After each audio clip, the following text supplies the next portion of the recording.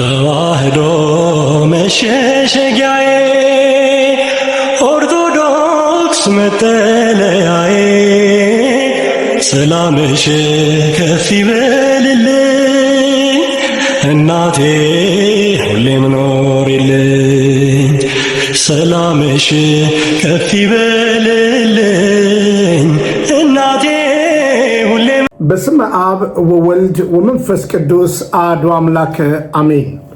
ሰላም ተወዳጆች እንደምን አላችሁ? እኔ የፍጥረት ሁሉ ባለቤት እግዚአብሔር ይመስገን በጣም ደህና ነኝ።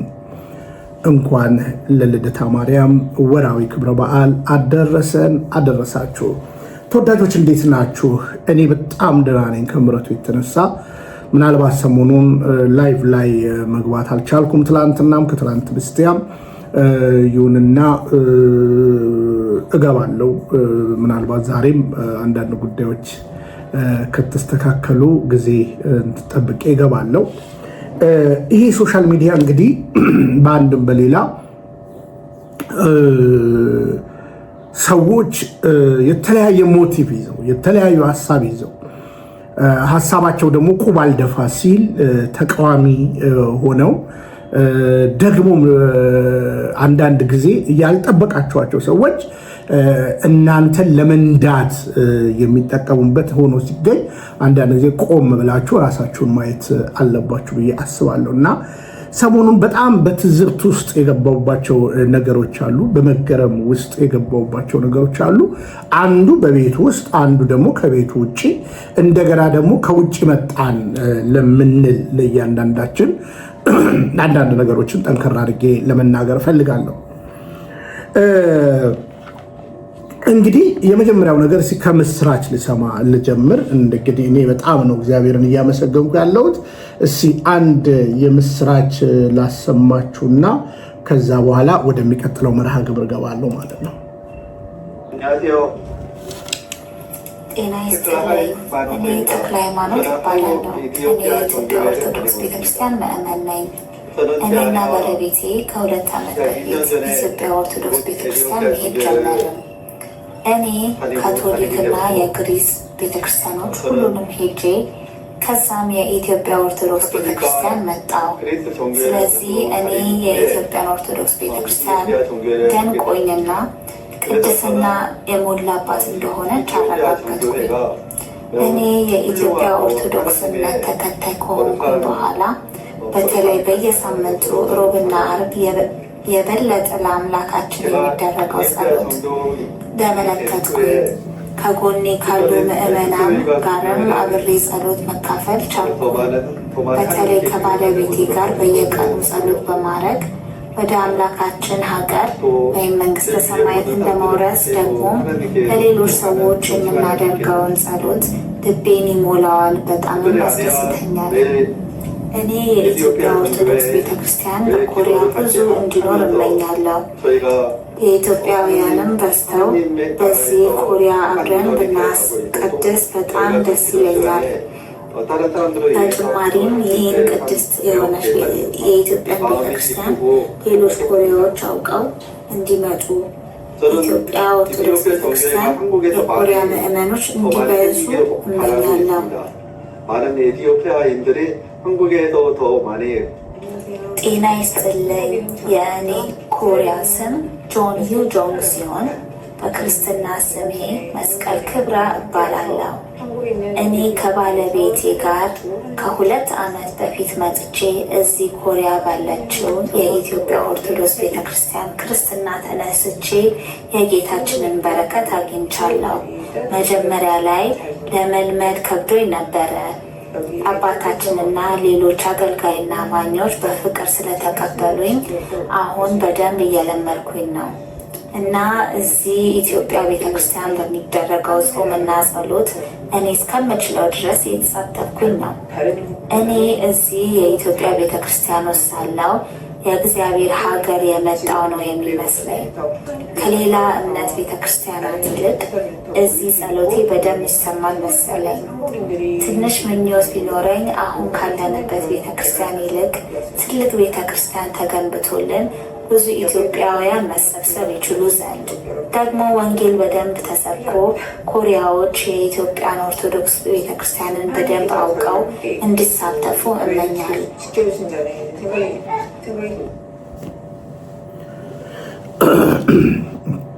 በእውነት ቃለ ሕይወት ያሰማልን። በእውነት ቃለ ሕይወት ያሰማልን። የኮሪያ ሰዎች ስፔሻሊ ከደቡብ ኮሪያ ሰዎች ጋር በአንድም በሌላ የተገናኘሁባቸው አጋጣሚ አሉ እና በጣም በእውነት ለመናገር ጨዋዎች ናቸው። የሰሜን ኮሪያ ብዙ አላየሁኝም፣ ግን ደቡብ ኮሪያዎች ጋር የተወሰኑ ፕሮግራሞች አሳልፍ ያውቃሉ ፕሮቴስታንት ያለው እና በጣም ጨዋዎች ናቸው። እንግዲህ በኮሪያ እንደዚህ አይነት አስደናቂ ነገሮች እየተሰሙ ነው ያሉት እና ስንመጣ ለምንድን ነው የምንመጣው? በእውነት አሁን እነዚህ ሰዎች የካቶሊክ ቤተክርስቲያን ሄደው አይተዋል፣ የክሪስ ቤተክርስቲያን አይተዋል፣ እንግዲህ ፕሮቴስታንቱንም አይተዋል፣ ካቶሊክንም አይተዋል። መጨረሻ እውነተኛ የክርስቶስ ቤተክርስቲያን ሲመረምሩ ቀላል ሰዎች እንዳይመስሏችሁ በጣም አንባቢያን ናቸው፣ በጣም አስተዋዮች ናቸው፣ ስትሪክት ናቸው ላይፍ ላይ። በነገራችን ላይ እንኳን ለሰማያዊ ለምድራዊ ኑሮ ላይ በጣም ስትሪክት ናቸው ደቡብ ኮሪያዎች ማለት ነው። እንግዲህ ታሪክ ስናነሳ የኮሪያ ዘማቾች ሲባሉ ሰምታችኋል አይደለ? ያኔ እንግዲህ ኢትዮጵያ ለኮሪያ ረጅ ነበር። የዛሬ ኮሪያ በጣም የበለጸገች ሀገር ነች በነገራችን ላይ ደቡብ ኮሪያ። ዞሮ ዞሮ ግን በዛ ቦታ ላይ እንግዲህ ቅድስት ቤተክርስቲያን አለች። ለዚህ ነው ወንድሜ እዩ የኢየሱስ ወደ አንድ ቦታ እሱ ራሱ ወደፊት ራሱን ይገልጣል። ተከታተሉትን ብያቸዋለሁ እዩዬን እና በ2050 ከ25 ዓመት በኋላ በዓለም ላይ ገና የምትታይ ቤተክርስቲያን ኦርቶዶክስ ተዋህዶ የኢትዮጵያ ኦርቶዶክስ ተዋህዶ ቤተክርስቲያን በግልጽ ትገናለች። ይሄ ነው የዛሬው ሹክቻ አትዩ እና አንዳንዶችም ወደ ቅድስት ቤተክርስቲያን ስትመጡ ወይም ስንመጣ ማስተዋል ያለብን አንደኛ ስለኛ የሚጠየቅ ሰው መኖር አለበት ብዬ አስባለሁ። አሁን አንዳንድ ጊዜ እናፍራለንም የሚደረገው ነገር ወደ ኦርቶዶክስ መጥቻለሁ ተብሎ የሚደረገው ነገር አንዳንዱ ያሳፍረናል። የመጀመሪያው ነገር እውቀትን በተመለከተ ብዙዎች እውቀትን በአግባቡ ሳይገበዩ የማያውቁትን ነገር እየተናገሩ ቅዱስ ቤተክርስቲያን ማትለውን እየተናገሩ አንዳንድ ምስኪን ኦርቶዶክሳውያን ነው በለው ምናምን እያሉ ከመጣንበት የዘላለም ሕይወት ጉዳይ ወልገድ እያሉ አንዳንዶች እኛንም እያሸማቀቁ አሉ። መጠጥ በመጠጣት ሰክሮ ኦርቶዶክሳዊ ያልሆነ ማንነትን እያሳዩ ነው። መጠጥ በመጠጣት በባህሪም በትምህርትም ማለት ነው። በዚህ ጉዳይ ላይ እንግዲህ በውስጥ የራሴ ሞክሬያለሁ። ብዙዎቻችሁን መክሬያለሁ፣ ተው ብዬ ተናግሬያለሁ። አንዳንዶች እንግዲህ የመጡበት ዓላማ ግልጽ ነው። ገንዘብ ሲያጡ ተመልሰው ሄደዋል እና የመጡበት ዓላማ ገንዘብ ፍለጋ ነበር ማለት ነው እና ከዛ በኋላ እንግዲህ ሄደው ደግሞ መልሰው ሲወጓት እናያለን ማለት ነው። እዚህም እንግዲህ መጣን የምንባል ሰዎች አንደኛ የምናውቀውን አሁን ስለ ሉተር ስንናገር ሉተርን አውቀን ብንናገር በእውነት ለመናገር ማለት ነው ሉተር እንዴት ነበር ህይወቱ፣ ስለ ሉተር በአግባቡ ብናውቅ አንደኛ ለምን ብትሉ እንዳናፍር ማለት ነው። እንዳናፍር እንደ ዮኒ ማኛ እንዳትሆኑ ማለት ነው። ዮኒ ማኛውን ፕሮቴስታንቱን ማያውቅም ኦርቶዶክስን ማያውቅም እንደፈለገ ነው የሚዋኘው ማለት ነው። የአቋም ሰው እንድትሆኑ እናንተም ቁጭ ብላችሁ የምታውቁትን ብትናገሩ የማታውቁትን ባትናገሩ ጥሩ ነው ብዬ አስባለሁ። እውነቴን ነው የምነግራችሁ እና ብትጠሉኝም እኔ ችግር የለብኝም። አሁን ቀጥዬ ጠንከር ያለ ፕሮግራም ነው በኢትዮ ቤተሰብና በበረከታቸው ይደርብን በአቡነ ሉቃስ እና በመሰል ሰዎች ዙሪያ ማነሳው ቻሌንጅ አለ ቀጥዬ ማለት ነው እና ወደዚህ ቤት የመጣን ሰዎች አደም መግዛት አለብን ብዬ አስባለሁ። አደም መግዛት አለብን። ቴብል ቶክን ሉተር ነው የጻፈው ብላችሁ በዚህ ያክል በቃ ቴብል ቶክን ማን ነው? የሉተር ጓደኞች ጽፏል፣ የሉተር ልጆች ጽፏል። ረጋ ብሎ ማጥናት ትልቅ ነገር ነው እና አንዳንድ ጊዜ የማናውቀውን እንግሊዝኛም ባንሞክር፣ አንዳንዶች የማታውቁትን እንግሊዝኛ እንደኔ ጨዋውንን ብንቀመጥ አይሻልም? ባታደርጉት ጥሩ ነው። አንዳንዶች ሰክራችሁ ትገባላችሁ። ሰክራችሁ በጣም ነውር የሆነ ነገር ማለት ነው። ለመጠጥ ነው ኦርቶዶክስ ሆንከው ለስካር ለዛም ገብተህ ከአንተ የማይጠበቅ ንግግር የምትናገር አደብ ግዙ። አክብረን በውስጥ መክረናችኋል።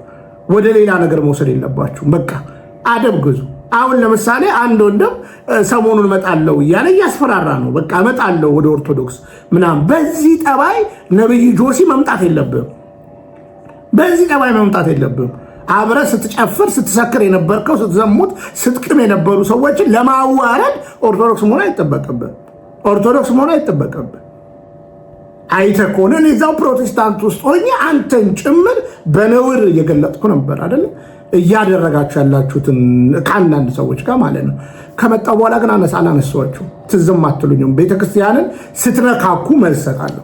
ምክንያቱም ወደዚህ ቤተክርስቲያን ከመጣን በቤቱ ስንመላለስ ስርዓት አለ። በቤት ውስጥ ይህ ቤተክርስቲያናዊ የሆነ ልምምድና ስርዓት ካለ ልክ አይደለም ብለን እናገራለን። ካለዛ ግን አሁን በእንዲህ አይነት መንፈስ በእንዲህ አይነት ነገር ወደ ኦርቶዶክስ መምጣት ይቻላል? እስቲ ጆሲን እንስማውና እንመለስ። የለኝም ፍሬንድ የለኝም። ማንም ሰው ጓደኛ አይደለም። 3 ዓመት ሞልቶኛል። ከነዚህ ቆሻሻና ርካሽ እግዚአብሔርን ከሚያሰድቡና ትዳር ያላችሁ ከሚማግጡ ወንበዴ አገልጋዮች ራሴን አግልያለሁ። እያጨበጨብኩኝ መስቀሌን ማህተቤን ለብሼ ኦርቶዶክስ ተዋሕዶ ቤተክርስቲያን ተመልሼ ገብቼ አምላኬን እግዚአብሔርን ከነ ደምረው ጋር አገለግለዋለሁ። ከነ ያያ ዘለደታ ጋር እግዚአብሔር አምላክ ምስክሬ ነው። ወደ ቤቴ ወደ ቀደመው ቤተክርስቲያን ወደዛ ክብር መንፈስ ቅዱስ ወዳለበት ተመልሼ አምላኬን እግዚአብሔርን አገለግለዋለሁ። የጴንጤን ግን ውንብድና የአገልጋዮችን በክርስትና ሸም ተሸፍነው በየገስታውሱ ደም እያስለቀሱ ዘይትና ጨው የሚሸጡ ወንበዴዎችን እኔ ጆሲ ነኝ የማዋረዳቸው። ቲሸርት የሚሸጥ ጨው የሚሸጥ ዘይት የሚሸጥ ገስታውስ እየከፈለ 10 ሺህ ብርና 20 ሺህ ብር እያስከፈለ እናቶችን መቀነት እያስፈታ የሚያስለቀሰውን ወንበዴና ሌባ ጠብቀኝ። ከኔ ውጭ የሚያዋርደው የለም። ከኔ ውጭ የሚያዋርደው የለም። አንተ ተደራጅ። 300 አካውንት አይደለም 1000 አካውንት ክፈት። የኔን ስም ለማጥላሸት በየአደባባዩ ፎቶ ይለጥፍ። ይሄንን ቪዲዮ ሪከርድ አድርገውና ምድር ላይ በት ነው በአፍጢም መደፋት ይችላል። እኔ ጆሲ ነኝ። የአንበሳውን ድርሻ እኔ እወስዳለሁ። በህይወቴ ለሚመጣው ሪስፖንሲቢሊቲ እኔ ኃላፊነት እወስዳለሁ። ሞት የሚገባኝ ከሆነ ወንበዴውን አጋልጬ ህዝብን ነፃ አውጥቼ የህዝብን ባብሼ ህዝቡ ነቅቶ የወንበዴዎችን ጉድ በቪዲዮና በፎቶ ተመልክቶ ከዛ በኋላ እኔ እስር ቤት አይደለም አደባባይ ብሰቀል ደስ እያለኝ እሰቀላለሁ። ታሪክ ሰርቼ እሞታለሁ። ሰነፍ አይደለሁም። እሺ ፈሪ አይደለሁም። እናቴ ስትወልደኝ እንደ ወንድ ልጅ ነው ያሳደገች። ተሽለጥልጬ አልቅሼ ማንንም መስዬ ግሩፕ ፈጥሬ በግሩፕ አልተመላለስኩም። ስኖር ብቻዬን ሳገለግል ብቻዬን እስከዚህ እውቅና ደረጃ ስደርስ ብቻዬን ነኝ። ከኔ በስተጀርባ አንድ አካል አለ። እሱ መንፈስ ቅዱስ ይባላል። አንድ ሰማይና ምድርን የሰራ መንገዴን የሚያቀና መኖሪያ የዘላለም አምላክ እግዚአብሔር የሆነ አንተ ተደራጅተው በግሩፕ እየተጠራሩ አውሮፓ አፍሪካ የሚሽከረከሩት በግሩፕ የሚሄዱ ሁሉ ግሩፖቹ ይኸውልህ የሚቀሩ የሚጠጡ የሚያጨሱ አንጋፋዎቹንም ጨምሮ ነው የምናገረው። አንጋፋዎቹ ትላልቅ ነን የሚሉት ወንበዴ ናቸው። ውንብድና ውስጥ ያሉ የሽሙጥና ዓለም ውስጥ ያሉ ሸርሙጦች ናቸው። እርኩሰትና አመፅ ውስጥ ያሉ ተደራጅተን እኔን አታስቆመኝም። ሐምሌና ናሴን ታስቆማለህ። እኔ ጆሲ ነኝ እነግርሃለሁ። ንቃ ወንድሜ። በዋትሳፕ እንደተለመደው ደውልልኝ፣ አወራለሁ። ጥግና ስም ነገር እኔ ጆሲ ነኝ። ለጥፍሬ ቆሻሻ የምሰጠውን ያህል ቫሊዩ ለአንተ አልሰጠም። ስኖር እንዳንበሳ ነው፣ ስሞትም እንዳንበሳ ነው የምሞተው። ባላወቁበት ወራትና ዓመታት አንተ የገባህበት ርኩሰትና አመፅ ውስጥ እኔንም ከተኸኛል። ያንን ደግሞ ተናግሬ ነው ወደ ኦርቶዶክስ ቤት የምመለሰው። ርኩሰት ውስጥ ከታችሁኛል፣ አመፅ ውስጥ፣ ጨለማ ውስጥ ስፖርተኛውን ሰው የማላውቀውን ርኩሰትና አመፅ አለማምደውኛል። ስማቸውን ሊስት አውት አድርጌ እሰጥሃለሁ። እግዚአብሔር ግን ከዛ ጨለማ ህይወት እግዚአብሔር እንደገና እድል ሰጥተው ፈቶኛል። በነፍስ በስጋ ተፈትቻለሁ። 3 ዓመት ተቆጥሯል። ንቃ ወንድሜ ስማኝ። 3 ዓመት አንዳቸውንም በአካል አግኝቻቸው አላውቅም። አብሬያቸው በልቼ አላውቅም። አብሬያቸው ሻይ ጠጥቼ አላውቅም። ከነሱ ጉያና ከነሱ የርኩሰት ህይወት ስለወጣው ስላማረብኝ እግዚአብሔር ስለረዳኝ ስለተባረኩኝ ትዳሬ ስለቆመ ባይዘወይ የኔና የአብይ ትዳር ሊፈርስ ጫፍ ላይ ደርሶ ነበር። በእነሱ ምክንያት እግዚአብሔር ትዳሬን እንደገና ስላቆመ ልጆቼን ፕሮቴክት ስላደረገ እግዚአብሔር ስለባረከኝ ትውልድ ስለሰጠኝ መባረክን ስለተባረኩኝ የእግዚአብሔር ቃል እንደገና መገለጠው ትንቢቱም የእግዚአብሔር መንፈስ ወደ እኔ ሲመጣ እንዴት አድርገን እናጥፈዋል? እንዴት አድርገን እናጥፈው? ጆሲ መጥፋት አለበት። አንችለው እናጥፋዋለሁ። በቃ ይሄ ልጅ መጥፋት አለበት። በቃ በፍጹም ይሄ ልጅ ካልጠፋ እኛ መዋረዳችን አይቀርም። የምንዋረደውም በሱ ነው የምንዋረደው።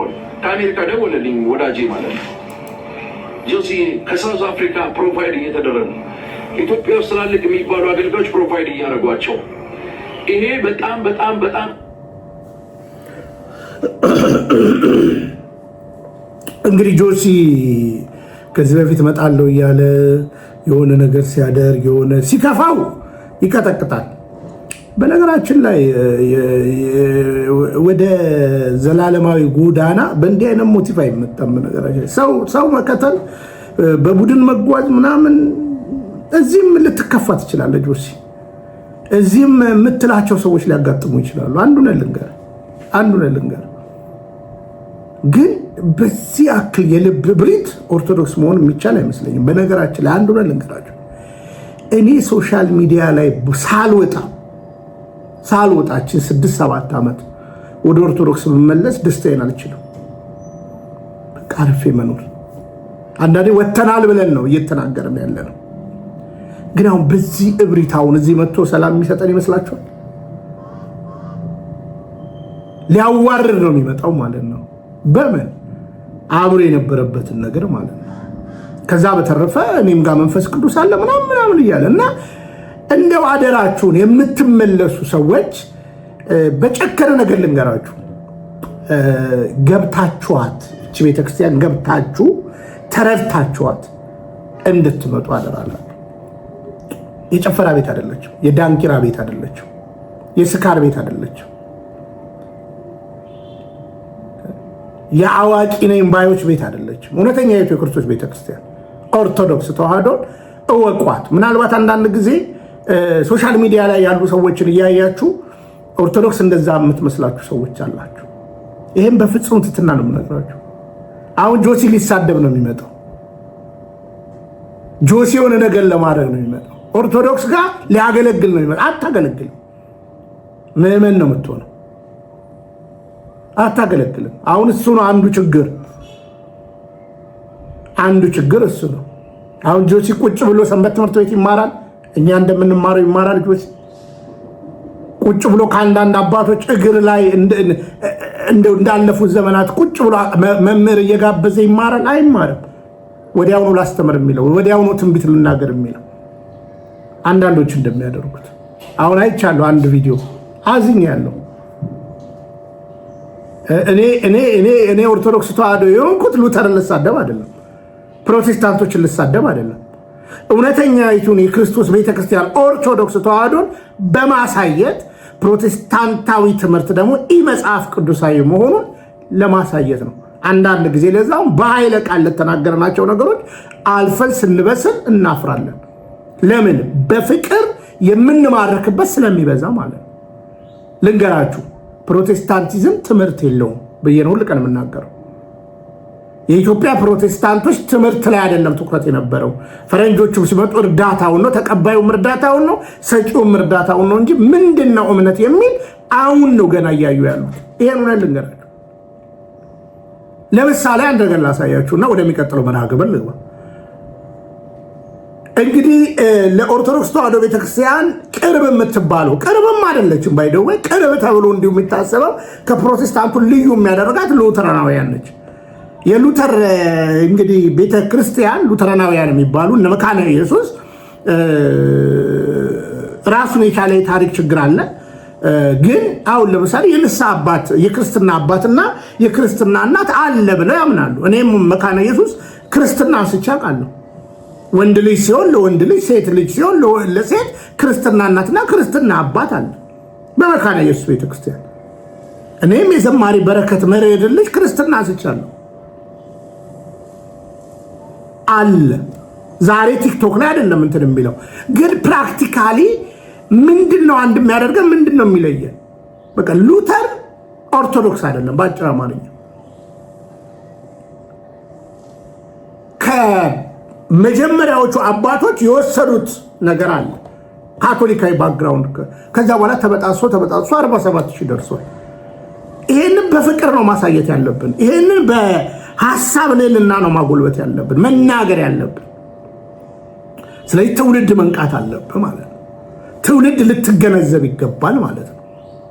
ይህንን ካላደረግን ምንድነው የምንሆነው ከተባለ እንዲሁ ዝም ብለን እንትን እያለን የምናስረግጠው ህዝብ የለም ማለት ነው። ወደ ቅዱስ ቤተክርስቲያን ልክ አሁን የኮሪያ ቤተክርስቲያን መርምር የመጣው እንዳሉ መርምሮ የሚመጣ የለም። እንዳልመረመረ ለዛውም በጣም በጣም የሚያሳፍሩ አንዳንዱ ታጨበጭባላችሁ ዝም ብላችሁ። አብዛኞቻችን ቁጭ ብለን መማር ያለብን ሰዎች ነን። አንድ ቀን ነገርኳችሁ ስለ ፕሮቴስታንት እናገራለሁ እንጂ የኦርቶዶክስ ትምህርቷ ብዬ እንዳስተማሪ አክት አድርጌ አላውቅም። ዛሬ እንዳስተማሪ አክት የሚያደርጉ ሰዎች አሉ። ማታ ደግሞ ሰክረው አያቸዋለሁ። በተለያየ ሱሳስ ውስጥ ተጠምደው አያቸዋለሁ። ለዚህ ነው ኦርቶዶክስ የሆንከው እንዳንተ የከሰረ ሰው የለም። ይህም በፍቅር ነው የምናገረው።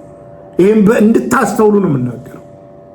እማታቁትን በየቤቱ ለቲክቶክ ቁማር ብላችሁ እማታቁትን ትምህርት አታንሱ። የምታዋርዷት ቤተክርስቲያንን ነው።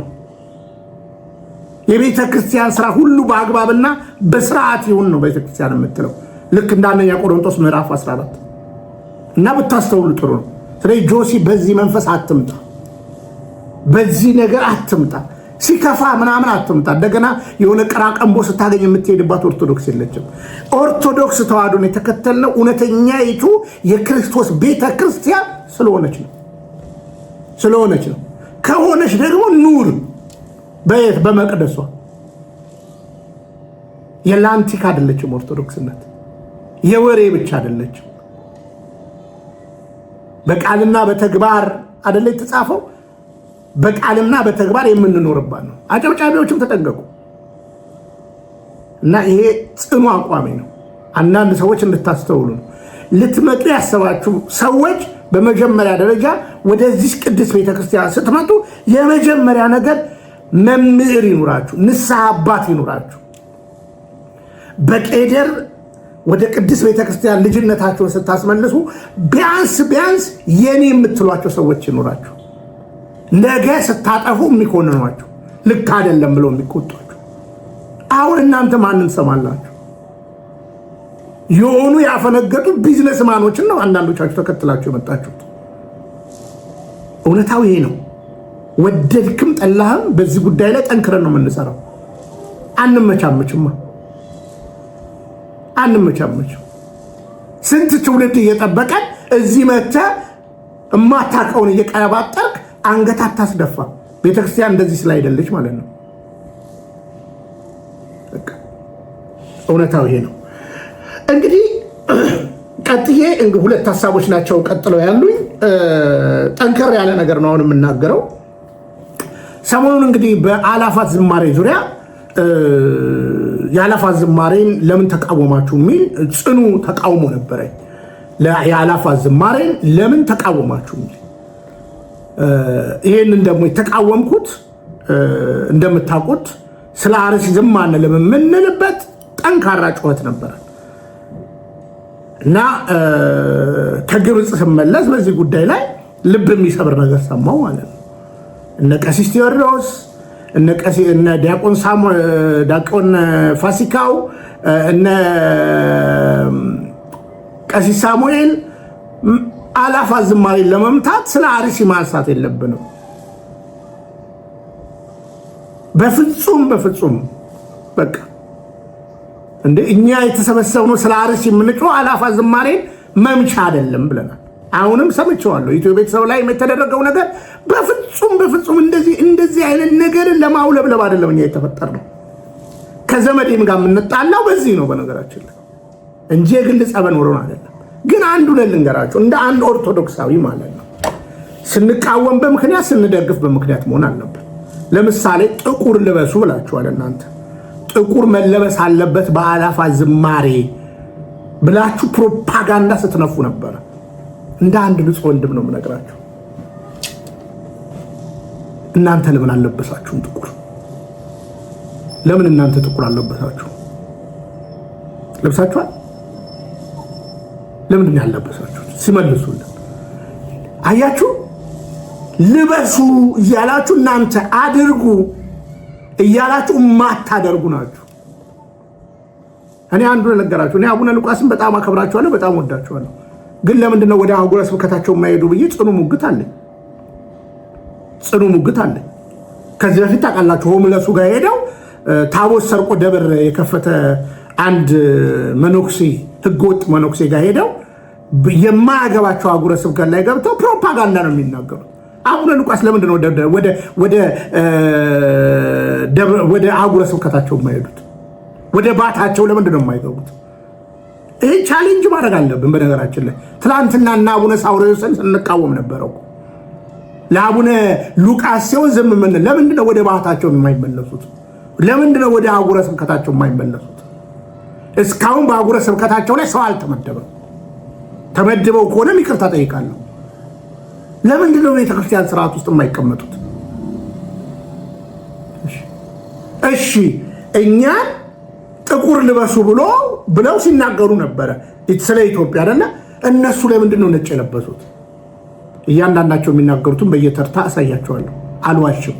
በውሸት የሚከብር እግዚአብሔር ስለሌለ ስለ አርሲ አሁንም አንድ ሰዎች ሞቲቬት አድርገውን አይደለም የምንናገረው። ዛሬም ጭምር ስለ አርሲ ግድ ይለኛል፣ እየተደዋወልኩ ነው። የላንቲካ አይደለማ። ግን እናንተ ለምንድን ነው ጥቁር ያለበሳችሁት? በገና ልበሱ ብላችሁን አልነበረ? ለምን ትዋሻላችሁ? ወስዳችሁ እኮ ሀሳብ አዙራችሁ ራሱ አንዳንድ ስማችንን ያጠፋችሁት እነ ዘመዴ ጋር እኮ እናንተ ናችሁ። ያላልነውም ብላችሁ ማለት ነው። እውነቴን ነው። በንጹህ ሕሊና ነው የምናገረው። እስኪ የተወሰኑ ቪዲዮዎችን ነኝ። አልዋሽም። ስናገር በምክንያት ነው። አለቀ። አልዋሽም። እስኪ አቡነ ሉቃስ እናይ። ለምን ጥቁር አለበሱም አቡነ ሉቃስ? በታኅሳስ 29 ቀን የምናስበውን ልደቱን በወለደችው ጊዜ ግሩምና ድንቅ በሚሆን ቤተልሔም እንደ ጽርሐ አርያም ሆና እንስሳቱ እንደ ኪሩቤል እንደ 4ቱ እንስሳ ሆነው ቤተልሔም በብርሃን ጎርፍ ተጥለቅልቃ የክብር ጌታ ሲወለድ አዋላጅ አልነበራትም፣ የሚደግፋት የሚይዛትም አልነበረም። እናቶች የሚሰማቸውም ስሜት በእመቤታችን አልነበረም። ድንገት በዛች ሰዓት ጊሜ ከመሬት ላይ ሰርጾ እንደሚወጣ የክብር ጌታ በድንግልና ወለደችው። ስለ ጌታችን ስለ መድኃኒታችን ስለ ኢየሱስ ክርስቶስ የልደት በዓል ስናስብ ወይም ስንነጋገር ሰውና እግዚአብሔር የታረቁበት፣ የጥሉ ግድግዳ የፈረሰበት፣ መላእክትና ሰው በአንድ ልብ በአንድ መንፈስ የዘመሩበት እንደሆነ መጽሐፍም ታሪክም ያስረዳናል። የክርስቶስ ልደት ለዓለም ነፃነት የታወጀበት ነው። ከጨለማ ወደ ብርሃን፣ ከሲኦል ወደ ገነት ለመመለሳችን ጉዞ የተጀመረበት ነው። የሰው ልጅ እጅግ በጣም የጨከነበት መንገድ፣ ወንድም በወንድሙ ላይ፣ ዘመድ በዘመዱ ላይ እጅግ በጣም ጭካኔ የተሞላበትን ድርጊት የሚፈጽምበት ወቅትና ጊዜ ነው። እሺ አሁን በደንብ ተወዳጆች እንድትሰሙኝ ይፈልጋለሁ። ምን ተማራችሁበት? አሁን እንግዲህ እነዚህ ሶስት ወንድሞቻችን ለምሳሌ ዲያቆን ፋሲካው እዚህ ጋር ሌላ ልብስ ለብሶ ነበር አይደለ? ይሄው እዚህ ጋር ሌላ ልብስ ለብሷል። አሳያችሁ። ይሄው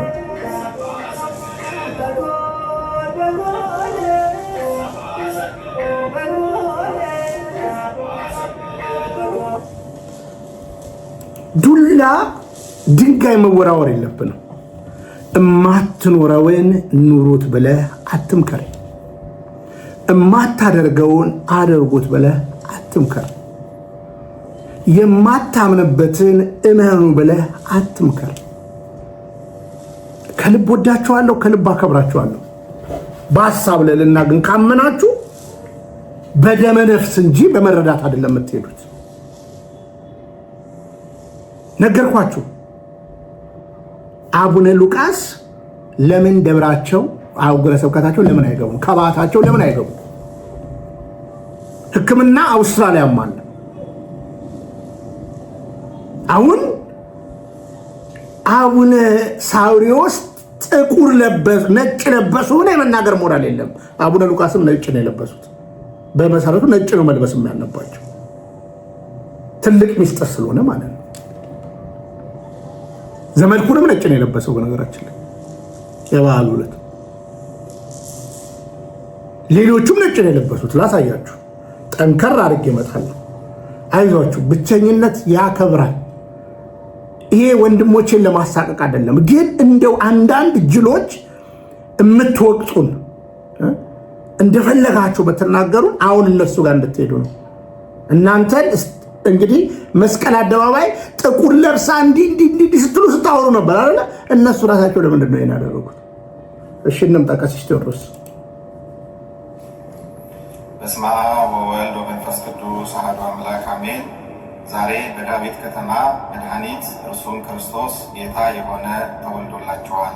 የሉቃስ ወንጌል ምዕራፍ 2 ቁጥር 11። በመላው ዓለም የምትገኙ ኦርቶዶክሳውያን የእግዚአብሔር ቤተሰቦች እንኳን ለብርሃነ ልደቱ በሰላም በሕይወት በጤንነት ጠብቆ እግዚአብሔር አደረሳችሁ አደረሰ። ለዚህ ታላቅ በዓል ያደረሰን አምላካችን እግዚአብሔር ስሙ ለዘላለም የተመሰገነ ይሁን። ኦርቶዶክሳውያን መንፈሳዊ በዓላትን ስናከብር እንደ ቤተ ክርስቲያን ትምህርት እንደ መጽሐፍ ቅዱስ ቃል ሊሆን ይገባል። ስለዚህ በዚህ ወቅት የተቸገሩ ወገኖቻችንን በማሰብ ይልቁንም ቤተ ክርስቲያን ባለችበት ወቅታዊ ፈተናና መከራ ኦርቶዶክሳውያን በመሆናቸው ምክንያት ከቤታቸው ከንብረታቸው ተፈናቅለው በተለያየ መጠለያ ካምፕ ውስጥ ያሉ ወገኖቻችንን በመጎብኘት በዓሉ እንድናከብር ይሁን። መልካም በዓል ይሁን። እሺ፣ አውስትራሊያ አንድ ልድገም። እኔን በጣም ቻሌንጅ ሊያደርጉኝ የሚፈልጉ ሰው ያው ሰላም ጤና ይስጥልኝ። በመላው ዓለም ያላችሁ እንኳን ለጌታችን ለመድኃኒታችን ለኢየሱስ ክርስቶስ በዓለ ልደቱ በሰላምና በፍቅር አደረሳችሁ። ጌታላችሁልኝ በዓሉ የሰላም የፍቅር እንዲሆን እንመኛለን። እንግዲህ ኢትዮጵያ ተመልካቾቻችን በቃ ስለዚህ ሁሉም ነጭ ነው የለበሱት። በነገራችን ላይ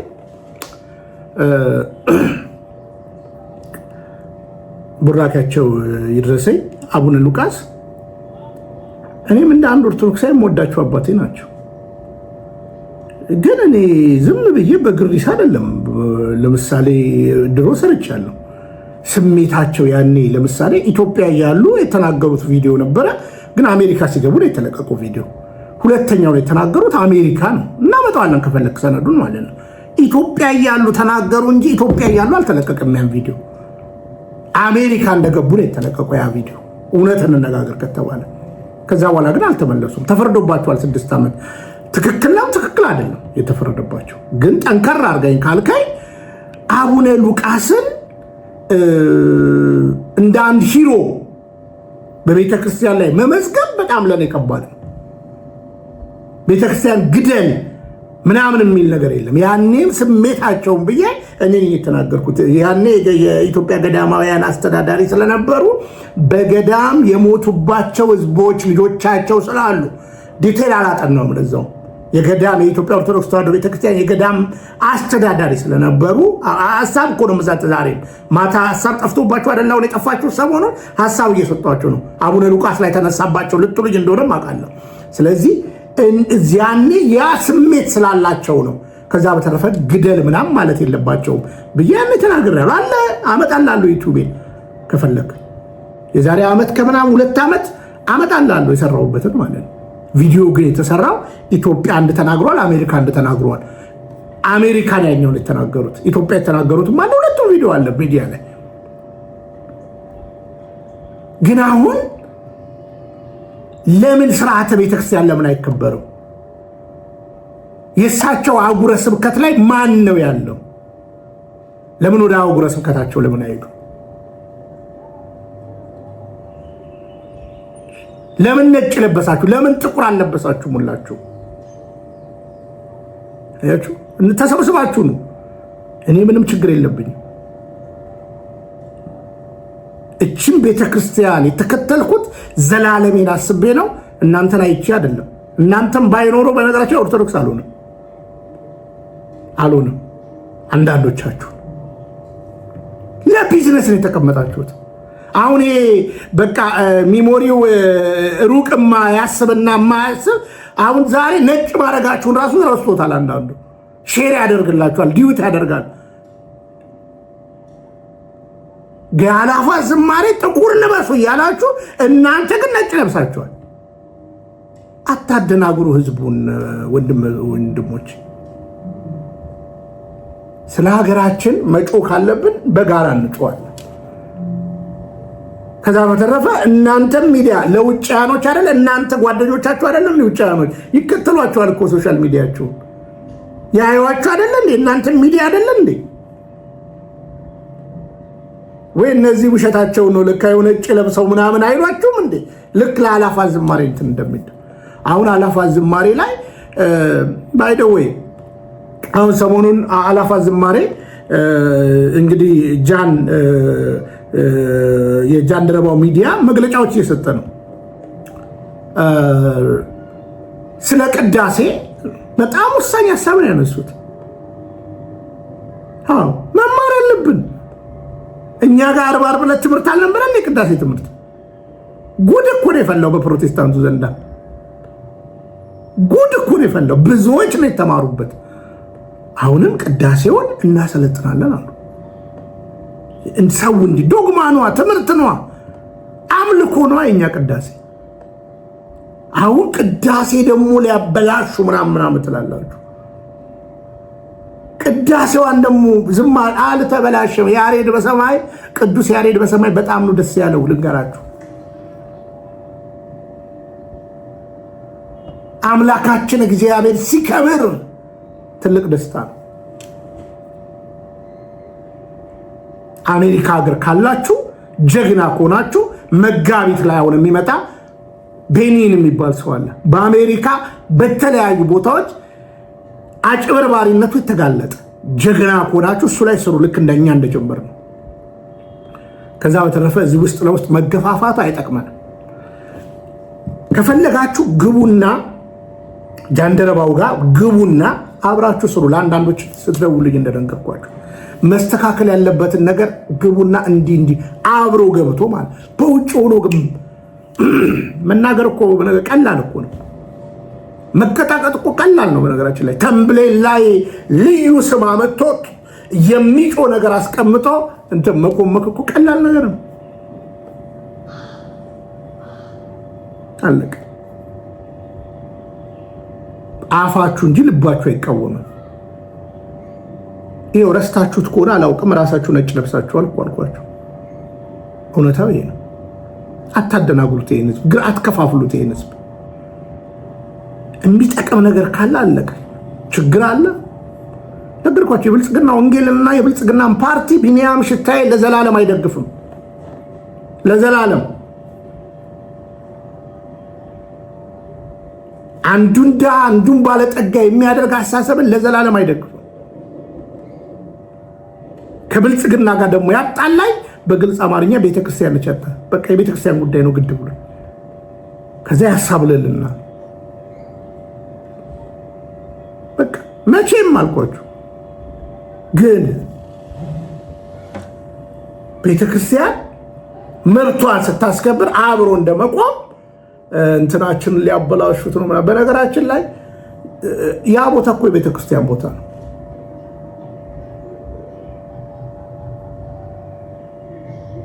እስራኤል እኮ በመቅደስ ከመሆኑ በፊት በድንኳን ነበረች። በድንኳን ነበረች።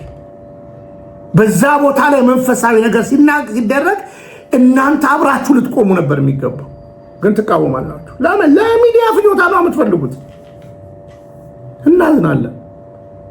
የማታደርጉትን እነዚህ ምስኪን ህዝቦችን አሁን በዚህ ግርግር አናውቅም። ተጋይቶ የነበረ ጥቁር ለብሶ ምናምን ነገር የነበረ ተጋይቶ የነበረ ወንድምት ሊኖር ይችላል። ናውቆም ነገር የሚፈልግ ሊኖር ይችላል። እኔ ሰንደቁን እንዲደረግ ያደረኩት ምናምን የምትሉም አላችሁ። ሼም ቤተክርስቲያን ታትም ብዬ ተናግሬያለሁ። በዚህ ጉዳይ ላይ ታትም ሰንደቋን ታትም ብዬ ተናግሬያለሁ። ከዛ ከከለከላት ያኔ ድምፅ መሆን ይቻላል። አልከለከላትም። ከዛ በተረፈ እንደው አንዳንዶቻችሁ አፍራለሁ የናይት ክለብ ምናምን አላችሁ። የአዲስ አበባ መስቀል አደባባይ መንግስት ሲያድሰው ያደረገው መብራት ነው። ከዛ በተረፈ ግን እግዚአብሔር ለከበረብን ነገር እግዚአብሔርን አብረን ብናከብር የተሻለ ነው። ለሌሎች መሳቂያ ባታደርጓት ትልቅ ነገር ነው ብዬ አስባለሁ። ግን ትውልዴን አስተውሏል። እውነትን ግዟት፣ አትሽጧት። በስተመጨረሻ እንግዲህ ለዚህ ቀን ያው በየጊዜው እንግዲህ በጣም ወዳቸውና የማከብራቸው አባቶች አሉን። በዚህ ዕለት ደግሞ ሮሜ ምዕራፍ 8ን ቁጥር 34ን በተገቢ ሁኔታ ለትውልድ ያስተማሩልን መጋቢ አዲስ እሳቸውን እንግዲህ እጋብዛለሁ እና ይህን ትምህርት ሰምተን በስተመጨረሻ እንጨርሳለን። ላልሰማ አሰሙ፣ ፕሮቴስታንቶችም አታድርጉ። ይሄውና የቤተክርስቲያን ትምህርት ይሄ ነው። በቃ ይሄው አባታችን ተናገሩ። ይህን ትምህርት ተከታተሉ። ከልብ ነው የምወዳችሁ፣ ከልብ ነው የማከብራችሁ። እንመለስ። መጽሐፍ ቅዱስ ሐዲስ ኪዳን እንደው ሐዲስ ኪዳን ልበል፣ ሐዲስ ኪዳን በሉ እስኪ። ምን አልኳችሁ? ሐዲስ ኪዳን መጽሐፍ ቅዱስ ውስጥ ያለው የሐዲስ ኪዳኑ ክፍል 27 ነው። እንደው 66 ዓለም ተስማመችበታል የሚለውን ማለት ነው። ከማቴዎስ ወንጌል እስከ ዮሐንስ ራእይ ድረስ። ከማን ወንጌል እስከ ማን ድረስ? እስከ ዮሐንስ ራእይ ድረስ 27 መጻሕፍት ናቸው። እነዚህ 27 መጻሕፍት 8 ሰዎች ናቸው የጻፏቸው። ማቴዎስ 1፣ ማርቆስ 1፣ ሉቃስ 2፣ ዮሐንስ 5፣ አቤት ጳውሎስ ቅዱስ ጳውሎስ 14፣ ስንት 23፣ ጴጥሮስ 2፣ ያዕቆብ 1፣ ይሁዳ 1፣ ጠቅላላ ስንት ሆነ? 27 በመመናን። ይሄ መድኃኒታችን የታዘዘበት የቤታችን ካርታ፣ መድኃኒታችን የታዘዘበት የመድኃኒት ወረቀታችን፣ የቤታችን ካርታ ያለበት ኮምፓሳችን፣ ሁሉም መጽሐፍ ቅዱስ የመንግስተ ሰማያት ካርታ ነው። ምክንያቱም መንግስተ ሰማያት ከገባን በኋላ መጽሐፍ ቅዱስ አያስፈልግም። ወደዛ እስከምንደርስ ድረስ ነው። መቼም ጂፒኤስ ትጠቀማላችሁ አይደለም? ምን እስከምታደርጉ ጂፒኤስ የሚያገለግለው ቦታው እስከምትደርሱ ነው አይደለም? ከደረሳችሁ በኋላ ምን ታደርጉላላችሁ? ኦፍ ታደርጉታላችሁ። እኛም ክርስቶስን ካገኘን በኋላ መጽሐፍ ቅዱስ ኦፍ እናደርገዋለን። ከወረቀት ጋር ጉዳይ የለም። ባለቤቱን ዋናውን አግኝተነዋል። እንደውም ሄኖክ የሚለው ምንድነው? የሰው ልጅ እንደውም እግዚአብሔር ጋር ለመኖር ተፈጥሮ እስመ የተፈጥረ ሰብ ለዚህ ከመዝ ከማያጽኑ ሃይማኖቱን በበረቅ ወበቀለም። የሰው ልጅ ሃይማኖቱን በወረቀት እየጻፈ በክርታስ እየከረተሰ ሊኖር አልተፈጠረም። ራሱ መጽሐፍ ነበረ፣ ግን ራሱን አዋርዶ እምነቱን ከወረቀት ራሱ የሚፈልግ ለክደት የተጋለጠ የዲያብሎስ መጫወቻ ሆነ ብሏል ሄኖክ። እና እንግዲህ ቅድም እንዳልኳችሁ የሐዲስ ኪዳን መጽሐፍ ስንት ናቸው አልኳችሁ? 27። አሁን እነዚህ 27ቱን መጻሕፍት ምዕመናን 8 ሰዎች ናቸው የጻፉት። 8 ሰዎች የጻፉት እንጂ በቦታ በጊዜ በቋንቋ ተለያይተው ነው የጻፉት። ልብ አድርጉ። በቦታ በተለያየ ሀገሩ ነው የጻፉት። በቋንቋ በተለያየ ቋንቋ ነው የጻፉት። በጊዜ በተለያየ ዘመን ነው የጻፉት። ነገር ግን በተለያየ ቦታ በተለያየ ዘመን በተለያየ ቋንቋ ቢጽፉትም አጻፊው አንድ መንፈስ ቅዱስ ስለሆነ 27ቱ ሁሉ መጻሕፍት 8ቱ ጸሐፍት የጻፏቸው 27ቱ ሁሉ መጻሕፍት ስለማን ነው የሚናገሩት? ስለ ኢየሱስ ክርስቶስ ነው። ይሄን ለማለት የፈለኩት ለምንድን ነው? ከ27ቱ አንዱን ብቻ አንጠልጥለን ማመን መካድም አንችልም። አሁን ብዙ ጊዜ የመናፍቃን ችግራቸው ምንድን ነው? ሮሜ 8:34ን ነጥቀው ሄዱ። ልላቸው የፈለኩት ምንድን ነው? አንዱ መጽሐፍ ላይ ስታገኙ ቆይ እስቲ ቅዱስ ጳውሎስ በዚህ ጉዳይ ይሄን ተናገረ እንዴ? ማቴዎስስ ምን ብሎ ይሆን? ሉቃስስ ምን ብሎ ይሆን? ማርቆስስ ምን ብሎ ይሆን? ዮሐንስ ለምሳሌ አንድ ነገር ልንገራችሁ። በማቴዎስ ወንጌል ምዕራፍ 28 ቁጥር 19 ላይ ኢየሱስ ክርስቶስ እንዲህ ብሎ ተናገረ። ወእንዘ ታጠምቅወሙ በሉ በስመ አብ ወወልድ ወመንፈስ ቅዱስ። በአብ በወልድ በመንፈስ ቅዱስ ስም እያጠመቃችሁ ደቀ መዛሙርቴ አድርጓቸው። በማን ስም አጥምቋቸዋል? በአብ በሉ በአብ በወልድ በመንፈስ ቅዱስ ስም አጥምቋቸው። ስለዚህ ዛሬ ቤተክርስቲያን መጥቶ የ40 የ80 ቀን ህፃናት መጥተው ከዛም በላይ ትልልቅ ሰዎች መጥተው ሲጠመቁ ክርስትና ሲነሱ በማን ስም ነው የምናጠምቃቸው? በአብ በወልድ በመንፈስ ቅዱስ ወይ ስንጠቀልለው በስላሴ ስም ነው የምናጠምቃቸው። በአብ በወልድ በመንፈስ ቅዱስ ስም አጥምቋቸው ብሎ ያዘዘው ራሱ ኢየሱስ ክርስቶስ ነው። ምእመናን ማን ያዘዘው? ከአብ ከወልድ አብ ወልድ መንፈስ ቅዱስ ከሶስቱ አንዱ ወልድ ማለት ነው። በእኔ በአባቴና በመንፈስ ቅዱስም አጥምቁ እስከ ዓለም ፍጻሜ እኔ ከናንተ ጋር ነኝ ብሎ የዛሬ 2000 ዓመት ተናግሯል። ዛሬ መምህር ገብረ ማርያምና መምህር ወልደ ማርያም ሲያጠምቁ የዛሬ 2000 ዓመት የነበረውን የክርስቶስን ቃል እየፈጸሙ ነው። ምክንያቱም ክርስቶስ እስከ ዓለም ፍጻሜ ከናንተ ጋር ነኝ ማለት ከጴጥሮስ ከጳውሎስ ጋር ብቻ ማለት አይደለም፣ ከኛም ጋር እዚህ ያሉ ካህናት ራሳቸው የጴጥሮስ የጳውሎስ የሐዋርያት ወራሾች ስለሆኑ ማለት ነው። ስለዚህ ኢየሱስ ክርስቶስ አሁን በማን ስም አጥምቋቸው አለ? በአብ በወልድ በመንፈስ ቅዱስ አጥምቋቸው አለ። ስለዚህ በዚህ ምንባብ መሰረት ሰው መጠመቅ ያለበት በማን ስም ነው? በአብ በወልድ በመንፈስ ቅዱስ ስም ነው አይደለም? ማን ያዘዘው ብያቸዋለሁ? ራሱ ኢየሱስ ክርስቶስ። የጻፈው ማን ነው? ማቴዎስ በምዕራፍ ስንት? በምዕራፍ 28 ቁጥር 19 ላይ ይሄን ትምህርት ሲሰጥ እዛው ካጠገቡ የነበረው በጆሮው የሰማ በዓይኑ ያየ በእጁ የዳሰሰ ፊት ለፊት ተቀምጦ የሰማው በጎችን ጠብቅ፣ ግልገሎችን ጠብቅ፣ ጠቦቶችን ጠብቅ ተብሎ ሹመት የሰጠው የመንግስተ ሰማያት ቁልፍ የተሰጠው በምድር ያሰርከው በሰማይ የታሰረ ይሆናል፣ በምድር የፈታው በሰማይ የተፈታ ይሆናል ተብሎ ምስጢር የተሰጠው ሹመት ስልጣን የተሰጠው ቅዱስ ጴጥሮስ እዛው ቦታ ላይ ነበር። ማን ሲያስተምር? ክርስቶስ ምን ብሎ ሲያስተምር? በአብ በወልድ በመንፈስ ቅዱስ ስም አጥምቋቸው ሲል እንደገና ራሱ ቅዱስ ጴጥሮስ ይሄን ትምህርት የሰማው የጌታውን ትምህርት የሰማው ቅዱስ ጴጥሮስ ኢየሱስ ክርስቶስ ሙቶ ተነስቶ ካረገ መንፈስ ቅዱስን ከላከላቸው በኋላ በመንፈስ ቅዱስ ተቃኝተው ተለውጠው ተቀይረው ቋንቋ ተገልጦላቸው ምስጢር ተገልጦላቸው ያረጀ አይምሯቸው ታድሶ ፈሪ ልቦናቸው ጀግኖ ተቀይረው ተለውጠው ሲያስተምሩ በኢየሱስ ንስሐ እየገባችሁ በኢየሱስ ክርስቶስም ተጠመቋል። ደህና ዋላችሁ። በማን ስም ተጠመቁ አለ? ማን ያለው? ማን ያለው? ጴጥሮስ። ቅድም ግን የተባለ ክርስቶስ ያስተማረ ምን ብሎ ነው? በማን ስም አጥምቋቸው አለ? ስለዚህ በማን ስም እንደ ክርስቶስ ትምህርት በማን ስም መጠመቅ አለብን? በአብ በወልድ በመንፈስ ቅዱስ መጠመቅ አለብን ማለት ነው። በማቴዎስ ወንጌል ላይ ከ27ቱ መጻሕፍት አንዱ የማን ወንጌል ነው? የማቴዎስ ወንጌል ነው። ልብ አድርጉ። ሌላ ቅዱስ ጴጥሮስ ደግሞ እንደገና ንስሐ እየገባችሁ በኢየሱስ ክርስቶስም ተጠመቁ አለ። ይሄ ትምህርት የተለያየ ነው አይደለም? ሐቁን ነገር ግድ የላችሁም፣ አይዟችሁ። ላብራራው ስለሆነ ነው በሉ። አልተለያየም። ልድገመው ጥያቄውን። ክርስቶስ በማን ስም አጥምቁ አለ? ቅዱስ ጴጥሮስ በማን ስም ተጠመቁ አለ? ስለዚህ የጴጥሮስ ነው የክርስቶስን ትምህርት ነው መያዝ ያለብን። አቤት ሁለቱም የት ነው ያለው? መጽሐፍ ቅዱስ ውስጥ ሁለቱም የት ነው ያለው? ቅድም ስንት መጽሐፍ ቆጠርን? ከ27ቱ አንዱ ማቴዎስ በማን ስም አጥምቁ አለ ክርስቶስ? በአብ በወልድ በመንፈስ ቅዱስ ስም። ሌላ ሉቃስ ስንት መጽሐፍ ጽፏል ብያችኋለሁ? ሁለት ብያችሁ። አንዱ ወንጌል ነው፣ አንዱ የሐዋርያት ሥራ ነው። አሁን የጴጥሮስን የጠቀስኩላችሁ ከሐዋርያት ሥራ ምዕራፍ 2 ቁጥር 37 ላይ ነው።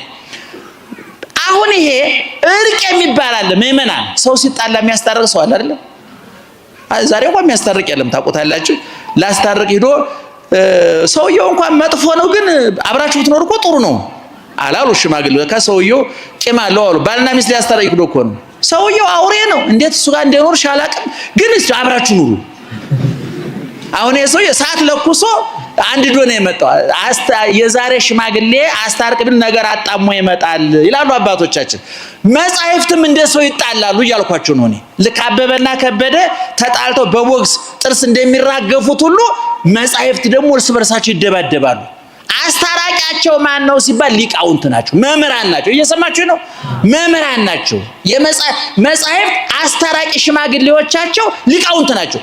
በቤተ ክርስቲያናችን እንደው አሁን እዚህ ላይ እንደው የኛን ክፍል የምንማረው የምናስተምረው አምጥተን ብንደፋባችሁ እንደው አጨብጫቢ ሆናችሁ እንጂ አዋቂ ሆናችሁ ስለማትሄዱ ነው እንጂ ብዙ ጉድ ነበር ብዙ ምስጢር ነበር። ባጭሩ ግን መጻሕፍት አሁን የቅድሙ የሁለቱ ቃላት ተጣልቷል አልተጣሉም? ሰምታችሁኛል? ተጣልቷል አልተጣሉም? አንደኛው ምን አለ? ባለቤቱ ምን አለ? እሺ ጴጥሮስ ምን አለ?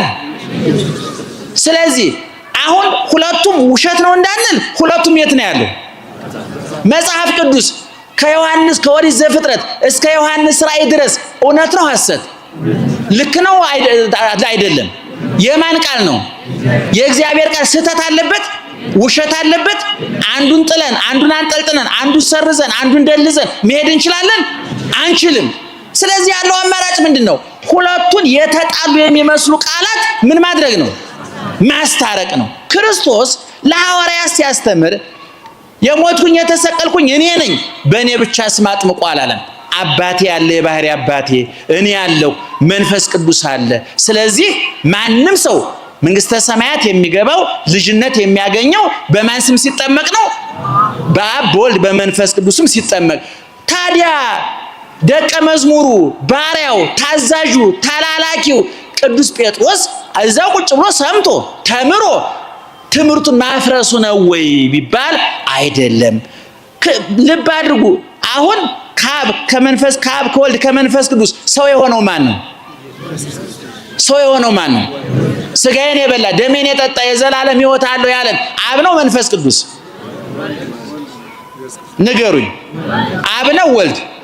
በዮርዳኖስ የተጠመቀው እጅጉን የተቸነከረው ምራቅ የተተፋበት ሙቶ የተነሳው ያረገው ዛሬ በአብ ቀኝ ያለው በኋላ ለፍርድ የሚመጣው ወልድ ይመጣል። አሁን እነዚህ ቅዱስ ጴጥሮስ እያስተማራቸው ያሉ ሰዎች እግዚአብሔር መኖሩን የሚያውቁ ናቸው። እግዚአብሔር ዓለምን ፈጠረ፣ እግዚአብሔር ሰማይና ምድርን ፈጠረ ብለው የሚያምኑ ሰዎች ናቸው። አሁን ለእነዚህ ሰዎች አዲሱ ትምህርት ምንድን ነው? ኢየሱስ ክርስቶስ ሰው ሆኗል፣ ስጋ ለብሷል፣ ቃል ስጋ ሆኗል። በመጀመሪያ ቃል ነበረ፣ ቃል በእግዚአብሔር ዘንድ ነበረ፣ ቃልም እግዚአብሔር ነበረ፣ ሁሉ በሱ ሆነ፣ ያለሱ የሆነ ምንም የለም ተብሎ የተነገረለት ሰማያዊ ቀዳማዊ አልፋና ኦሜጋ ርዕስ ወማይለቅ ፊተኛና ኋለኛው ሰማይ ዙፋኑ ምድር የእግሩ መረገጫ የሆነችለት እግዚአብሔር ወልድ አሁን ሰው ሆኖ ስጋ ለብሶ ሙቶ ተሰቅሎ አድኗቸዋል። ስለዚህ በኢየሱስ ክርስቶስም ተጠመቁ ማለት ምንድነው? ስሙ ሕይወት መድኃኒት እንደሆነ አውቃችሁ ማለት ነው። ደህና ዋላችሁ? እየሰማችሁ ነው? አሁን ቅዱስ ጴጥሮስ በማን ስም ተጠመቁ አለ? ኢየሱስ ክርስቶስ ስሙ ምንድነው ብያችኋለሁ? ሕይወት ነው። ከስሙ ወጸገወ ስመ ዘይአቢ እማስማቲሆሙ ከስሞች ሁሉ የበለጠ ምን ሰጠው ይላል? ስም ሰጠው ይላል። የገብርኤል ስም፣ የሚካኤል ስም፣ የድንግል ማርያም ስም፣ የጊዮርጊስ ስም አንድ ላይ ቢጨፈለቅ ይህን ስም አይተካም። ይሄ ስም ዘላለማዊ ስም ነው። ይሄ ስም ፈዋይ ስም ነው። ይሄ ስም የኛ ስም ታውቁታላችሁ። ከጊዜ ብዛት እየከሸፈ የሆነ ጊዜ ሀብታሙ የተባለ ሰውዬ እኮ የኔ ቢጤ ሊሆን ይችላል። መድኃኒት የተባለ ሴትዮ ለራሷ በበሽታ የምትማቀቅ ቁልቱን ትችላለች። ወይዘሮ ፀሐይ ተብለው ሴትዮዋ ጥቁር ሊሆኑ ይችላሉ። ብርሃኑ ተብሎ አይነ ስውር ሊቀ ብርሃናት ብለውት አንድ አይነ ስውር ነው ሰውየውና ሊቀ ብርሃናት አሉ። የብርሃናት አለቃ ማለት እኮ ነው። ሰውየው አይነ ስውር ነው አሉ። እንዴ ኧረ እባክህ አብሮ አይደል? በጥባጩን መላከ ሰላም አሉት አሉ። ኧረ የለም መላከ ሰላም አይባልም፣ መላከ ጸብም አይባልም፣ ያጣላል። መላከ ሰላምም እና አሁን የክርስቶስ ስም ምትክ አልባ ነው። እየሰማችሁ ነው የሚመናል። ይሄ ስም ውድ ስም ነው፣ ሕያው ስም ነው። ከሰማይ በታች እንድንድንበት የተሰጠ ሌላ ስም አለ? በደንብ ንገሩኝ። አለ? የለም፣ በፍጹም የለም። ኦርቶዶክሳዊ ተዋሕዶ ቤተክርስቲያን ይህን ስም በምንም ተክተው አታውቅም። ይህ ስም የሐዲስ ኪዳን ስም ነው፣ የድህነት ስም ነው፣ የስጋዌ ስም ነው። መቼ የተሰጠ? ቃል ስጋ ሲሆን ከእመቤታችን ሲዋድ እመቤታችን እንደ ቃል ይደረግልኝ ስትል ጸነሰች ነው የምንለው አይደል? ስትጸንስ ቃል በማን ማህፀን አደረ? በድንግል ማርያም ማህፀን አደረ። ከስጋዋ ስጋ ነሳና ተጸነሰ። መድኃኒታችን ያን ጊዜ ተጸነሰ ማለት ሲወለድ ልክ እመቤታችን ስትወልድ እናንተ ለልጆቻችሁ ስም እንደምታወጡት ምን የሚል ስም ወጣለት? ኢየሱስ የሚል ስም ወጣለት። ክርስቶስ የሚል ስም ወጣለ። ይሄ ስም አዲስ ስም ነው። ከስጋ ጋር የተዋሃደ ሰው የሆነ የተራበ፣ የተጠማ፣ የተቸነከረ፣ የተሰቀለ፣ የተገነዘ፣ የተቀበረ፣ የተነሳ፣ ያረገ፣ መልሶ የሚመጣ በስሙ የኃጢአት ስርየት የተሰበከበት ስሙ ዳቦ ነው ይበላል፣ ስሙ ውሃ ነው ይጠጣል፣ ስሙ ልብስ ነው ይለበሳል፣ ስሙ ብርሃን ነው ጨለማ ይገፋል፣ ሕይወት ነው ሞትን ይሽራል፣ ትንሣኤ ነው መቃብርን ባዶ ያስቀራል። ስለዚህ ቅዱስ ጴጥሮስ ምን አለ? በኢየሱስ ክርስቶስ ስም ምን አሉ? ስሙ ምን እንደሆነ አምናችሁ ማለት ነው። አቤት መድኃኒትና ሕይወት እንደሆነ አምናችሁ። ስለዚህ ዋናው መጠመቅ ያለብን በማን ስም ነው? ማን እንዳስተማረን? ቅዱስ ጴጥሮስ በክርስቶስም ተጠመቁ ሲል ያንን ማፍረሱ ነው አይደለም። የበለጠ አጸን ነው። ይሄን እንደው ወደፊት ደግመን ስናስረዳቸው ይገባቸው ብለን ተስፋ እናድርግ። አሁንም ገብቷቸው ፊታቸው ያስታውቃው ነው ለምናገር። ደህና መሻቸው። እንግዲህ ቅድም እንደተባለው አሁን ሮሜ 8:34 ላይ ሁሉ ጊዜ የሚጠቀጥ ስለኛ የሚማልደው የሚል እንደው በጣም ከመስማታችን የተነሳ ወጥ እጅ ሲነካው ምን አለ ነው የሚባለው? ይሄ ጥቅሱ በጣም ከመደጋገሙ ጆሮ አለ እንዴ? ጆሮ አለ ነው የሆነ ወሬ ሲደጋገም እኮ ጆሮ አለ መባል አለበት አይደለም? እንደ መንገድም ሲበዛ ግርግር አለ መባል አለበት። ሁሉም እኮ አለ። አሁን በጣም ተደጋግሞ ተጠቀሰ። ቅዱስ ጳውሎስ ይሄን ማለቱ ምን ማለት ወደ ኋላ እኮ ተናገረ። 31 ጀምራ ነው ውስጥ ህሊና ያለው ውስጥ እንግዲህ ስለዚህ ነገር ምን እንላለን? እግዚአብሔር ከኛ ጋር ከሆነ ማን ይቃወመናል? ለገዛ ልጁ ያራራለት ነገር ግን ስለ ሁላችን አሳልፎ የሰጠው ያው ከእርሱ ጋር ደግሞ ሁሉን ነገር እንዲያው እንዴት አይሰጠንም? እግዚአብሔር የመረጣቸውን ማን ይከሳቸዋል? የሚያጸድቅ እግዚአብሔር ነው። የሚኮንንስ ማን ነው? የሞተው ይልቁንም ከሙታን የተነሳው በእግዚአብሔር ቀኝ ያለው ደግሞ ስለኛ የሚማልደው ክርስቶስ ኢየሱስ ነው። የሚያጸድቅ እግዚአብሔር ነው። የሚኮንን ማን ነው? እግዚአብሔር ራሱ ኢየሱስ ክርስቶስ ነው። ስለዚህ ኢየሱስ ክርስቶስ የምንድንባቸውን ማስረጃው መንገዶች ነው። ቅድም ነግሬያቸዋለሁ። በልጁ ያመነ ስጋዬን የበላ ደሜን የጠጣ ያመነ የተጠመቀ በደቀ መዝሙር ስም ቀዝቃዛ ውሃ ያጠጣ ዋጋው በኋላ ደግሞ ራሱ ባለቤቱ ስመጣ ብሏል። እንደው በእውነቱ ሐዋርያ ያልተናገረው ነብይ መላክ ራሱ ባለቤቱ የተናገረው ምንድነው ያለን? በኋላ ስመጣ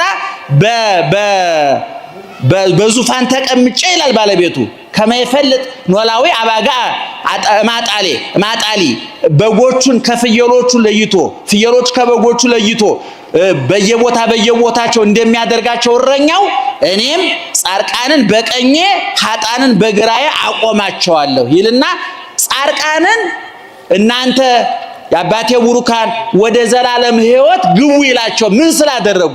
የተራበ ጮክበር የተራበ የተጠማ የተራቆተ እንግዳ የታሰረ የታመመ ስለጠየቁ ምን እላቸዋለሁ አለ? ወደ ዘላለም ሕይወት ግቡ እላቸዋለሁ። ይሄን ሲያደርግ ቆይ ለአባቴ ነግሬ አስገባቸዋለሁ ብሏል? ንገሩኝ። ለአባቴ ነግሬ አስገባቸዋለሁ ብሏል? አላለም። እንደገና በሉቃስ ወንጌል ምዕራፍ 23 ቁጥር 46 አካባቢ ስታነቡ ኢየሱስ ክርስቶስ እንደዚህ ተሰቅሎ ሳለ መሃል ላይ ክርስቶስ በቀኝ አንድ ወንበዴ በግራ አንድ ወንበዴ ተሰቅለው ነበር። በግራ የተሰቀለውን ታውት ራሱን የረሳ ነው፣ እኛ ልናስታውሰው አንችልም። መከራ ያላስተማረው እንደባለገ ኑሮ እንደባለገ ሞት ራሱን ያዋረደው ምን እናርገውኛ? እግዚአብሔር ራሱን ያዋረኛል እናከብረው አንችልም። በስተቀኝ የተሰቀለው ግን ምን አለ? አየ ታምራት ይደረግ። ጠላቶቹ ይሰድቡታል፣ እሱ ግን የሚያደርጉትን አያውቁምና ይቅር በላቸው ይላል። ጠላቶቹ ይሳደባሉ፣ ይጮሃሉ፣ እጁን ይቸነክራሉ፣ እግሩን ይቸነክራሉ፣ ውር ይላሉ። መዶሻውን አንጣ ሚስማሩን አንጣ እየተባሉ የመከራ ማዕት ያወርዱበታል ክርስቶስ ግን መልሶ ምን ይላል? አባቶይ የሚያደርጉትን አያውቁምና ይቅር በላቸው። እነሱ መራራ ነገር ባፉ ይጨምራሉ፣ እሱ ደግሞ ከውስጥ ጣፋጭ ነገር አወጣ። እንደውም የግቢ ተማሪዎች ይኖራሉ ብዬ አስባለሁና አንዱ ባለቅኔ እንዲህ አለ ይወለጠ ብነ ጣዕመ ረራየከ መረራ ሐሞት ወአፍ ሐሞት ዘትበልኦ እስመ ለመሪር ሐሞት ጣዕመ ቃልከ አጥፎ አለ ባለቅኔ። የጥንት ቅኔ ነው። እንግዲህ ካህናቱ ይሰሙታል፣ ምእመናን ለእነሱም ትንሽ ጣል እናርግላቸው ብዬ ነው። ደህና ዋላችሁ። ምን ማለት መሰል ለእናንተ ልተርጉምላችሁ። ጌታ ሆይ አለ የወለጠ ብነጣይ መረራ ሄከ አይሁድ ያበሉ ኮምጣጤ ያጠጡ መራራ ሐሞት ያንተን ጣፋጭነት አልለወጠብንም። ምክንያቱም እነሱ ያጠጡን መራራ ሐሞት ጣፋጭ ቃልህ ሽሮታልና። ልብ አድርጉ። እነሱ ከላይ ምን እያጠጡት ነው ብያቸዋለሁ። እሱ ግን አባቶ የሚያደርጉትን አያውቁምና የቱ ይጣፍጣል? ቃሉ አይጣፍጥም? አሁን ይሄ ቃል ከመራራ ሐሞት ከጠጣፍ የወጣ ነው። እኛ ሰው ቤት ግብዣ ሄደን በልተን ጠጥተን ስንወጣ ምንድን ነው የምለው? አሁን ይሄን ወጥ ሰራው ብላ ነው። አሁን ይሄን እንጀራ ጋገርኩ ብላ ነው። አሁን ይሄን ጠላ ሰርግ ሄደን በል ጥርግ አድርጎ በልቶ ሲወጣ አሁን ይሄን ሁሉ ሰው እንደው ከሚያተራምሱ ምን አለ ገንዘቡን በልቶ እኮ እየወጣ ነው። ለምን ገንዘብ ያወጣሉ? ቁርጡን በልቶ ጠጁን ገልብጦ እያገሳ ሙሽሮቹን እያማ ነው የሚወጣው።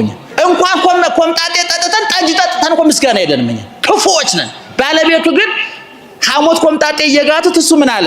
የሚያደርጉትን አያውቁምና እና ባለቀሌን ገልብጦ ምን አለ? ጌታ ሆይ የጠጣው ሐሞትና ኮምጣጤ ጣፋጭ ቃልን አላመረረብንም አለ። እና ቅድም እንደነገርኳችሁ እዛ ተሰቅሎ ሳለ ይሄ በስተቀኝ የተሰቀለው ወንበዴ አየ።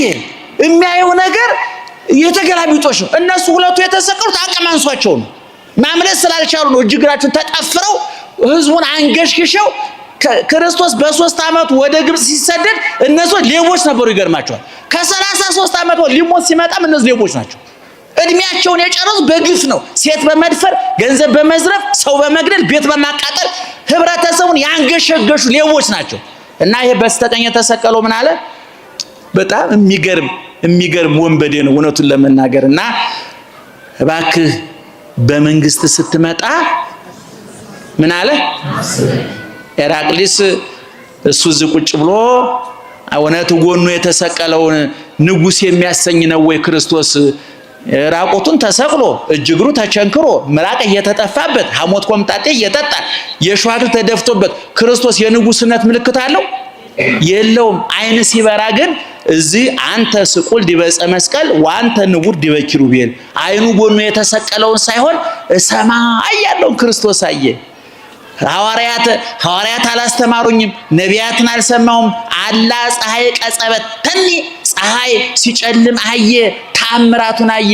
ስለዚህ ወዲያው ምን አለ? አቤቱ በመንግስት ስትመጣ ምን አድርገኝ? እስኪ እንደው አስበን በሉ እስኪ። ማን ያስበን? በምኑ ሲመጣ? በመንግስቱ ሲመጣ። ወዲያው ክርስቶስ የሰጠው መልስ አምላካዊ ዘላለማዊ ቁርጥ ያለ ውሳኔ ነው የሰጠው። እንደ በነገራችን ላይ የመጽሐፍ ቅዱስ ሊቃውንት ምን ይላሉ? በዓለም ላይ ቶሎ ፈጥኖ መልስ ያገኘ ጸሎት እንደዚህ ሰው ያለ ጸሎት የለም ይባላል። እዛው ጸለየ። የሰውዬ የሚገርማችሁ ከሞላ ጎደል እኮ እየሞተ ያለ ሰውዬ እኮ ነው። ወኔ ወደ እግሩ አካባቢ ሳይሞት ይቀር ወደ አንተ ተጋምሷል። እውነቴን እኮ ነው። እያጣጣረ እኮ ነው እየሞተ ያለ ማርያም፣ እውነቴን ነው። እየሞተ ያለ ሰው ተንጠልጥሎ የዋለ ሰው ነው። ግን እግዚአብሔር ምን አለ? እኔ በጣም ነው የሚገኝ ማርያምን ተስፋዬ ይለመልማል። ወዲያው ምን አለ? ዛሬ ከኔ ጋራ በገነት ትሆናለህ። አንተ ተቀድሞ ወያ ለአዳም ውስጥ ገነት ከአዳም አስቀድ የት ትገባለህ? አሁን ይሄ ሰውዬ በመንግስት አስበ ሲለው ክርስቶስ እስቲ ቆይ ማመልከቻ ጥሩ ነው፣ ጸሎቱ ጥሩ ነው፣ ልባም ሰው ነህ፣ ለማንኛውም ላብ ልንገረውና መልሱን እነግራለሁ ብሎታል። አላ ወሳኝ አምላክ ነው እግዚአብሔር። ያጸደቀ እግዚአብሔር የሚኮንንስ ማን ነው? የሚማልደው ማን? መማለድ ማለት ለምሳሌ አንድ ምሳሌ ስጣችሁ። አሁን እናንተ ሐኪም ቤት ሄዳችሁ ዶክተሩ መድኃኒት ያዝላችኋል። ደህና ዋላችሁ። እርሶ ማን ነው ስሞት? እርሶ ጠይም። እርሶ ጣቴን ያነጣጠርኩቦት መቼም የሆነ ሰው ላይ ሳላነጣጠር አልቀርም ብዬ ነው። ይንገሩኝ ማን ነው ስሞት? ለምሳሌ ሐኪም ቤት ሄዳችሁ ዶክተሩ ኪኒን ሰጣችሁና 7 ቀን ጧት 2 ቀን 2 ማታ 2 ዋጥ ይላችኋል አይደለ? ተቀበላችሁ ቤታችሁ ገባችሁ። በዶክተርና በእናንተ መካከል 7 ቀን ግንኙነት አለ የለም? ምን ተቀበላችሁ መታችኋል? ለስንት ቀን? 7 ቀን ዋጥና ምንድነው ያላችሁ? ናና ያላችሁ በእናንተና በሐኪሙ መካከል ግንኙነት አለ የለም? የት ነው ግንኙነት? መረቂቅ ነው እንደ ሐኪሙ እንዴ? እሺ ጧት መጥቶ አንተ እንትና መድኃኒቱን ዋጥከው እንደ ይላችኋል? እናንተ 10 ጊዜ ከምቅም ብላችሁ 6ቱን አንድ ጊዜ መቃም ትችላላችሁ? አትችሉም? መብታችሁ ነው። መድኃኒቱን ከሰጠ በኋላ በእናንተና በዶክተርና በበሽተኛው መካከል ግንኙነት የለም። የኛ አምላክ ግን ይሄን በደንብ ተረዱኝ። ስጋዬን የበላ ደሜን የጠጣ እሺ ይሄ መድኃኒት ሰጥቶናል አልሰጠንም? መድኃኒቱን ሰጥቶን እንደ ዶክተር በቤቱ አልተኛም። ሁል ጊዜ በምንጽህ ቅዳሴ ስጋው ደግሞ ሲቀበሉ ምን ነበር? ምንድነው? ቅዱስ ሀበኒ ከመርሳ ዘንተ ስጋ ለሕይወት ዘንበለ ኩነኔ።